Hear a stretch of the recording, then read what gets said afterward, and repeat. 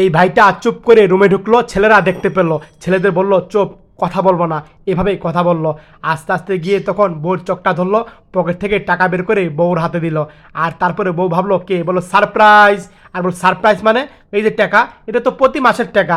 আরে পাগল, 5,000 টাকা এই মাসে বাড়তি পেয়েছি, সেটাই তোমাকে দিয়েছি, এভাবে কথা বললো। আর তখন বললো 500 টাকা বাড়তি, বললো আচ্ছা ঠিক আছে, আমাকে কিন্তু মার্কেট করে দিবা। এভাবে আচ্ছা ঠিক আছে করো। আর ছেলেরা বললো বাবা আমাদের কিন্তু মার্কেট করে দিবা, ঠিক আছে 500 টাকা বাদে। হ্যাঁ আচ্ছা ঠিক আছে, রেডি হও, চলো এখন যাবো আমরা সবাই। আর তখন তারা মিলে মার্কেটে গেল। এক পর্যায়ে মার্কেটে আসলো আর বললো এই হ্যাঁ শোনো, তুমি মার্কেটে যাও, আমি এই জায়গায় আছি, ঠিক আছে আমি কিন্তু একটা শাড়ি নিবো, আরে একটা না তুমি 3টা শাড়ি নাও, যাও, এভাবে কথা বললো। আর তখন ছেলে দুটাকে নামিয়ে দিল, তার বউ এবং ছেলে সহ চলে গেল মার্কেটে। এই ভাইয়ের একটা ফোন আসলো, এক পর্যায়ে ফোনে কথা বলছিল মা, আর ছেলে দুটা মার্কেটে ঢুকলো। আর এই ভাইটা কথা বলতেই একটা বোন আসলো, ভাইয়া আমাকে কিছু সাহায্য করো না।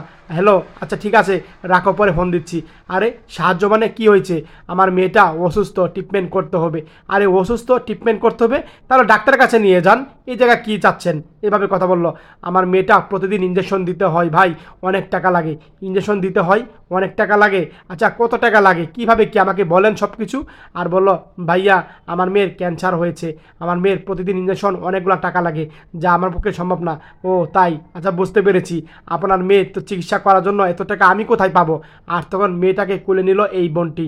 আর তখন বলল দেখেন আমার এই মেয়েটা ছাড়া আমার আর দুনিয়াতে কেউ নেই, এই মেয়েটা নিয়ে আমি বেঁচে আছি। আর বলল তাই, আচ্ছা ঠিক আছে দেখি যতটুকু পারি। আচ্ছা ঠিক আছে ভাই, একটু দেখেন না, যতটুকু পারেন আমাকে একটু সাহায্য করেন ভাই, এভাবে কথা বলছে। আচ্ছা বোন ঠিক আছে দাঁড়াও, আমার যতটুকু সামর্থ্য হয় তোমার মেয়েকে আমি দিচ্ছি। এক পর্যায়ে তার বউকে ডাকলো, এই হয়েছে শোনো এদিকে আসো। আর তখন তাদের মার্কেট করা শেষ, আর তারা মার্কেট থেকে বের হলো। আর বলল এই শোনো আমাকে কিছু সাহায্য করতে হবে, তুমি মার্কেটগুলো ফিরে দিয়ে টাকা নিয়ে আসো, এভাবে কথা বললো। আর বলল কেন, আরে যাও না তুমি, আমি বলছি পরে, তুমি যাও, এভাবে কথা বলছিল, টাকা ফিরে নিয়ে আসো। ঠিক আছে যাচ্ছি। এক পর্যায়ে এই বোনটি তখন মার্কেটগুলো ফিরাই দিল, আর তখন টাকাগুলা নিয়ে নিল। আর টাকা নিয়ে তখন স্বামীর কাছে যাচ্ছিল এই বোনটি। এক পর্যায়ে স্বামীর কাছে গেল, আর তখন স্বামী কান্না করছিল, কি হয়েছে, এই নাও টাকা নাও। আরে দাও আগে টাকা, দেখো কি করি আমি। আর পকেট থেকে আরও টাকা বের করলো এই ভাইটা, আরও টাকা বের করে অসহায় বোনটিকে দিল। সত্যি এই ভাইটির কাজ দেখে মুগ্ধ হয়ে গেলাম। শেয়ার করে দিন।